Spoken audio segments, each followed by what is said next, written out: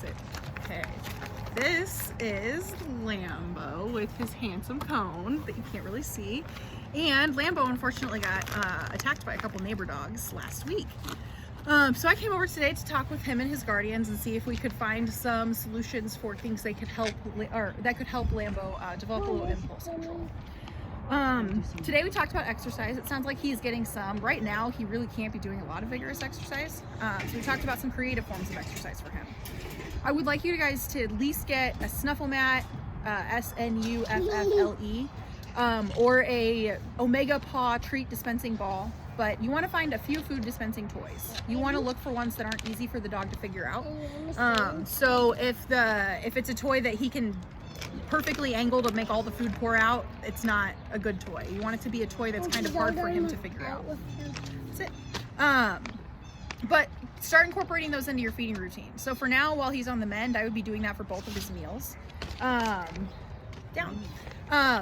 But that's one form of exercise. Scent games would be another good one for him. That doesn't require a lot of mobility, but for him, it can help him burn some energy. Remember that mental stimulation is just as effective. For walks, when you are walking, make sure he does get to sniff. His nose controls somewhere close to 60% of his brain. And so you want to really take advantage of that. It's a lot of energy burnt. We talked about rules today. So for you guys, we're gonna work on, until I see you again next week, we're going to work on some new rules. So first one I want you guys to practice is having him slowly come out of the back door. We wanna really control the release from the back door. So what you're gonna do is you're gonna tell him to sit. You're gonna tell him to sit one time. If he doesn't sit, you sit down somewhere close by, set a 1-minute timer. When you come back to the door, tell him to sit again one time. If he doesn't sit, now he's gonna wait for 2 minutes, then it's 4, then it's 8. It shouldn't get that far. When he does sit, you're gonna reach for the door handle. If he's excited and he gets up or he starts whining or doing any sort of his excited behavior, you're gonna pull your hand back. You're gonna wait for him to sit down and calm himself down again before you reach to go for the door. This video is just for you guys, so it's okay. It's gonna take him some time to get through this process. So you might spend potentially 5 minutes reaching for the door handle and not actually touching it for him to remain calm. We wanna break down the piece into little tiny pieces, or the whole process into little tiny pieces. So at first it's just reaching for and touching the door. Then it's reaching for and jiggling the handle. Then it's reaching for the door, jiggling the handle, and then starting to pull it open a little bit, and then a little bit further. We want to get to the point where he will sit while the door is all the way open, all of the kids and the whole family can walk out, and then he's invited out. This is going to be a great practice of impulse control. You already let him out probably a few times a day, so now you get a few times a day to practice that. We also talked about kind of doing a controlled entry for your guests. So I think that the top of the stairs and right outside of the entryway would be two great places to put up some baby gates for now. When the person comes in, they don't get to go to any other area of your home until he's calmed himself down. Get a couple folding chairs, stick them in there. But after he calms himself down, invite them in. They can't engage with him at all unless he's calm. Another form of practicing this, you could step on a leash, like I explained to you guys. If you want that video, I can find a video from a previous session. Just let me know. So practicing the entryway coming in. Make sure that anytime anybody comes home, they aren't paying any attention to him until he's calmed himself all the way down. Remember, any attention's validating. So anytime you pet your dog, you're rewarding them for whatever they're doing at the time. Remember, view petting is a form of payment. Leashing up. So when you do go to take him on a walk, break down the leashing process.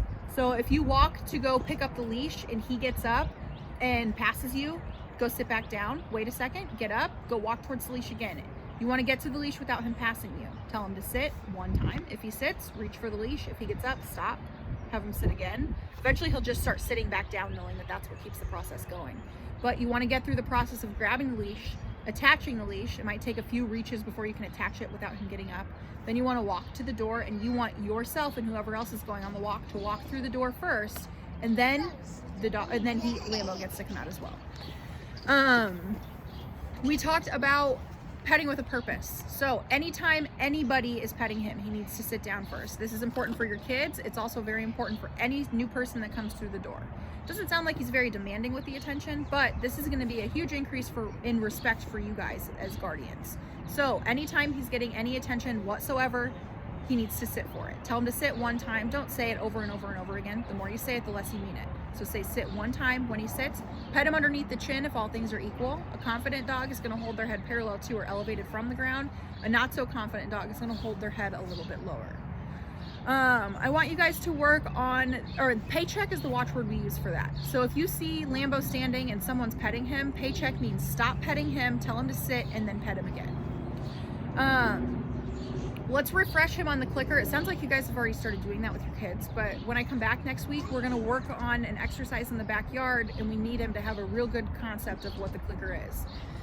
So have the kids and you guys practice with him over the next week working on the clicker. We just want to make sure he has a great association to the noise from the clicker so we can keep his attention outside when we work on the exercise next week.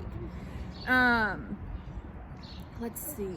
Practice that settle exercise. So when he is calm, pet him slowly from the nape of his neck to the base of his tail, and you're going to associate the word that you want to mean calm down.